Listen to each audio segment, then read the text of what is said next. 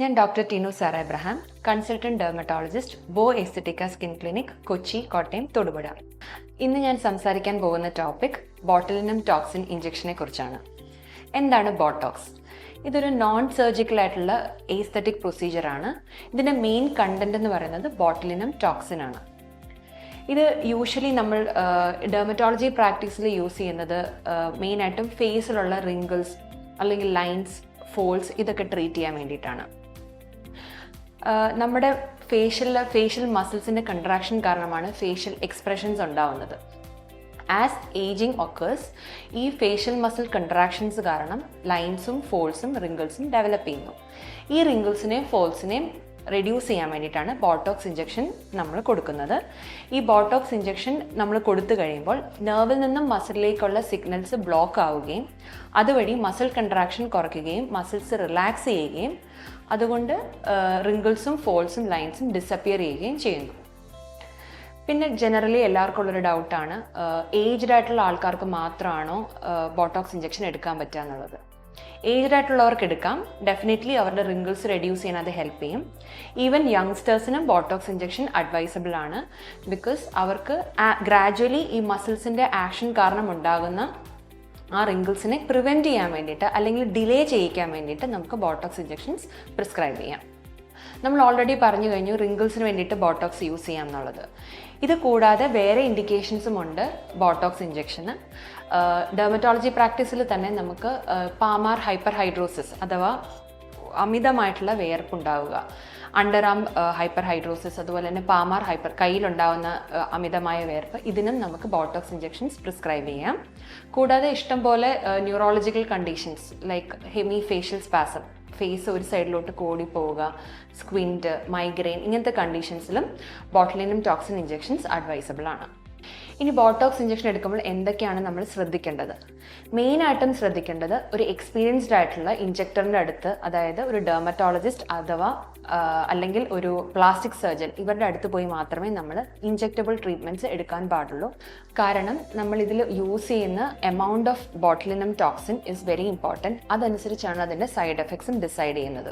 നമ്മളെപ്പോഴും പേഷ്യൻസിൻ്റെ അടുത്ത് അഡ്വൈസ് ചെയ്യുന്നത് minimal quantities of botulinum toxin injection ആണ്. ഇനി ബോട്ടോക്സ് ഇഞ്ചക്ഷൻ്റെ സൈഡ് എഫക്ട്സ് എന്തൊക്കെയാണെന്ന് നോക്കാം. മെയിനായിട്ടും നമ്മൾ പ്രൊസീജിയർ ചെയ്യുന്ന ഉടനെ തന്നെ ചെറുതായിട്ട് ബംസ് ഓർ റെഡ്നെസ് ഉണ്ടാവും. അത് ഫസ്റ്റ് ഡേ തന്നെ അത് ഡിസപ്പിയർ ആയി പൊക്കോളും. അതല്ലാതെ വേറെ സൈഡ് എഫക്ട്സ് എന്ന് പറയുന്നത് നമ്മൾ amount of botulinum toxin use ചെയ്യുന്നത് പോലെ ഇരിക്കും.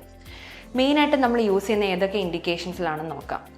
അതായത് ചില ആൾക്കാരിൽ ഫോർഹെഡ് ലൈൻസ് കാണാറുണ്ട്, അതായത് നെറ്റിയിൽ ലീനിയർ ആയിട്ടുള്ള ലൈൻസ് ഓർ റിങ്കിൾസ് കാണാം. അതുപോലെ തന്നെ ചില ആൾക്കാരിൽ ഐബ്രോസിൻ്റെ ഇടയ്ക്കുള്ള ഭാഗത്ത് ഫ്രൗൺ ലൈൻസ് കാണാൻ പറ്റും. ചിലർ ചിരിക്കുമ്പോൾ കണ്ണിൻ്റെ സൈഡിലായിട്ട് കാണുന്ന റിങ്കിൾസ്.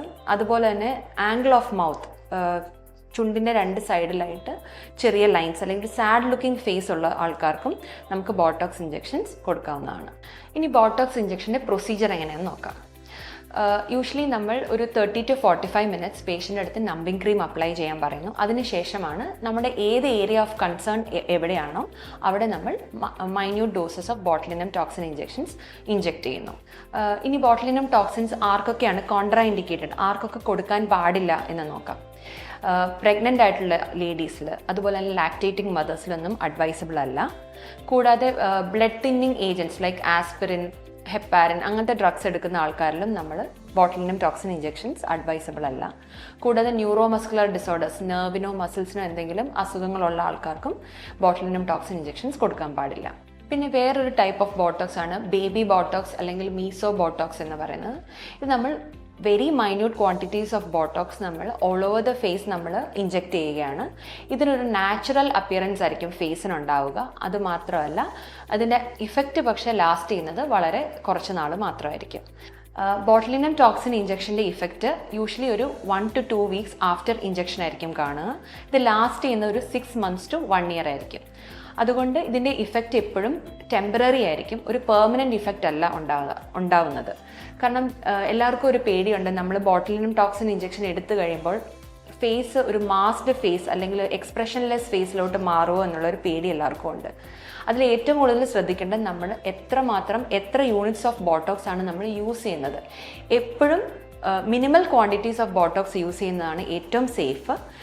എന്നിട്ട് 1 to 2 വീക്സ് കഴിയുമ്പോൾ നമുക്ക് നോക്കാം എന്തുമാത്രം ഇഫക്റ്റ് ഉണ്ട്. ഇപ്പം ഈ പേഷ്യൻ്റ് ഇപ്പം ആ ഇഫക്റ്റിൽ സാറ്റിസ്ഫൈഡ് അല്ലെങ്കിൽ ടച്ചപ്പ് പ്രൊസീജിയേഴ്സായിട്ട് 2 വീക്സിന് ശേഷം വീണ്ടും നമുക്ക് ഇഞ്ചക്ഷൻ എടുക്കാവുന്നതാണ്.